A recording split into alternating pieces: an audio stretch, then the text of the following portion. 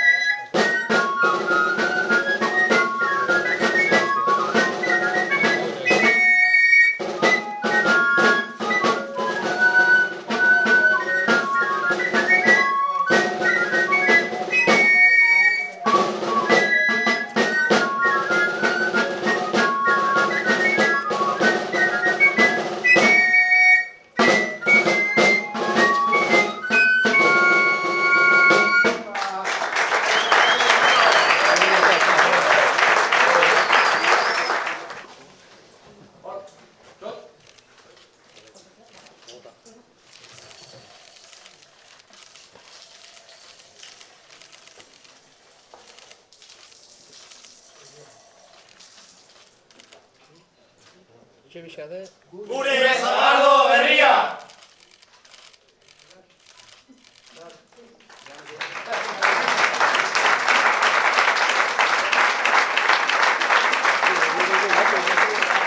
Mitxelena, gurekin bat egin du, eta aipatzen genuen sagarra eta pilota gauza asko ditutela bat egiteko. Bai, hori da. Pixka bat azaldu dut, nola tamaina, zenbait hitz, eta gero garai batean desafio asko eta apostu asko sagardotegietan egiten zen. Orain frontoietan jokatzen zen, baina garai batean pilota soroetan eta plazetan jokatzen zenean, desafio asko hemen bideratzen ziren. Eta horretango sagardoa zuretzat nola izango da? Aipatu dute oso arinagoa izango dela, nola ikusten duzu? Primeran sartu nau, ez egite garri januelako ezer, baina oso goxua iruditu ditzait. Oso bizitasun pixka bat badu, eta nahi asko gustatu nau, behintzat. Eta primeran dago. Eta Euskal Selekzioaren erronkak beteko dira? Hori nahiko genuke, behintzat. Orain behintzat ja ari gara prestatzen munduko txapelketa, eta lehenengo aldia izango da munduko txapelketa bat jokatzen duguna, eta emaitza honan lortzen ditugu. Behintzat saiatu eta ahaleginak egingo ditugu. Eskerrik asko. Zuri. Bueno, nara, egun berezia, eta zuen erronkak betetzeko, eta txotxaren egunean bertan. Egun ospetsua eta berezia. Bai, hori da, euskal kulturaren egun berezie da, eta gu hemen egotea hori bat, oso eskertute gonbidapenagatik, eta gaur disfrutatea tokaten da. Eta helburu nagusiak baditu zuen mundiala, Jose Mari Mitxelenarekin batera aipatu dugu mundialaren erronka hori, aldarrikapen hori, prestatzen ari zaretea. Bai, hori da, espero dugu Argentinako mundialean euskal selekzio moduan joateko aukera izatea, ondino ez dakigu fijo, baina hori da erronka, eta gero behinan gauzenean maila ona emotea. Esker, bestalde batetik, aipatu behar dugu, sagarrak eta pilotak bat egiten dutela.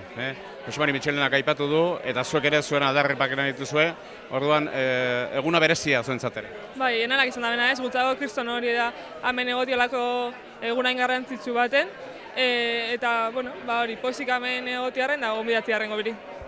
Eta zuk ere helburuak betetzeko prest zaudete, eta aldenon artean aldarrikatzen ari gara ofizialtasun hori iritsiko den, hori beste kontu bat izango da, hor Jose Mari eta bere taldea lanean ari dela. Bai, hori da ez, guk enbigune da jokatu, eta alik eta txapel gehixen irabazi, eurek ingo dabe bierra atzetik dagoen bierdana, da eskertzeku da eurek eixen dagoen bierdana atzetik. Esker. Zeuri. Beñan Lizaso, kaixo, ze moduz? Kaixo, ze moduz?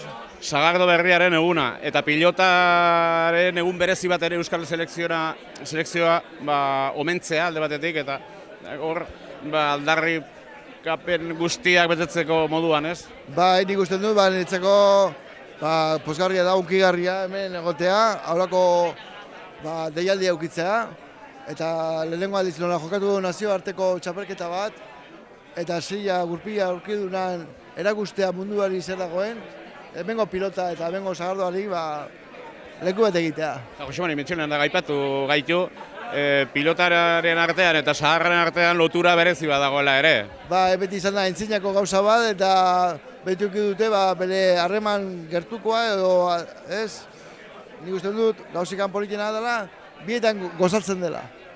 Esker, gurekin izategatik. Zuedi. Jon Torre gurutzalde gurekin, eta Unai Agirrek aipatu du ze lotura den pilotaren artean eta sagarraren artean. Ni bat zu historia zaila zarela, pixka ikuzula hortaz, baina egun berezi honetan beste kontuak ere aipatu behar ditugu txotxa alde batetik, sagarra nola den, sagarnoa nola den, eta Euskal Selekzioa nola omendu den. Ze balorazioa egiten duzu? Azkenen gutzako gauz politia da, ez?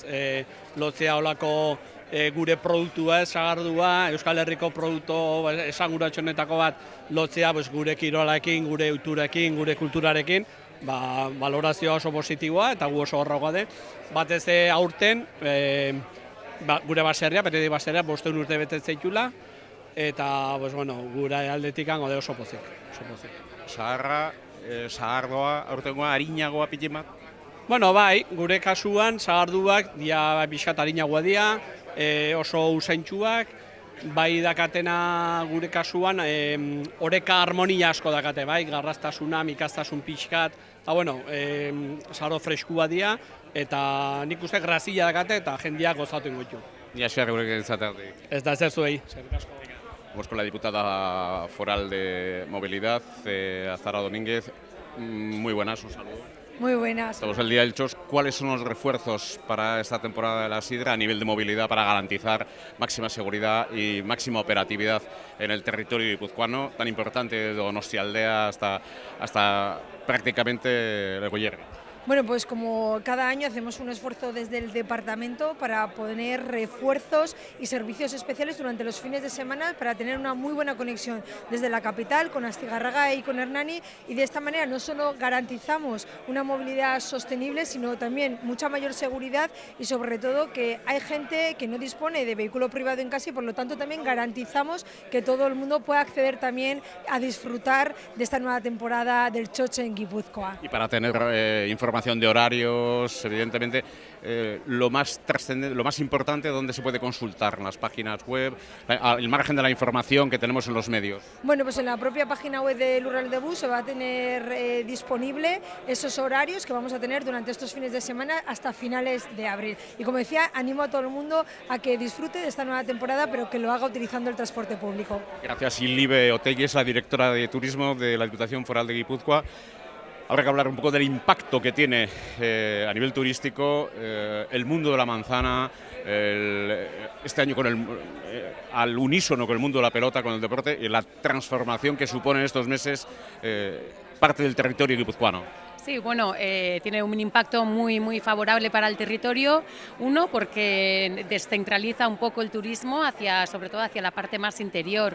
Y dos, porque bueno, pues está en consonancia con los valores de autenticidad, de cercanía, de producto local que se emanan desde el mundo de la sidra y del mundo de la pelota también.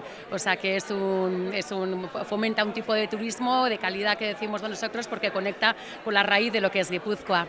Turismo de calidad y relaciones sociales, permite esa cercanía, el desarrollo de las relaciones sociales, ¿no? Exactamente, además las sidrerías son como espacios de convivencia, ¿no? Que conviven tanto la ciudadanía como las personas que vienen a visitarnos, con lo cual yo creo que son espacios muy bonitos, que fomentan valores muy positivos y nos vinculan con nosotros, con el mundo y con todo. Muchas gracias. Muchas gracias.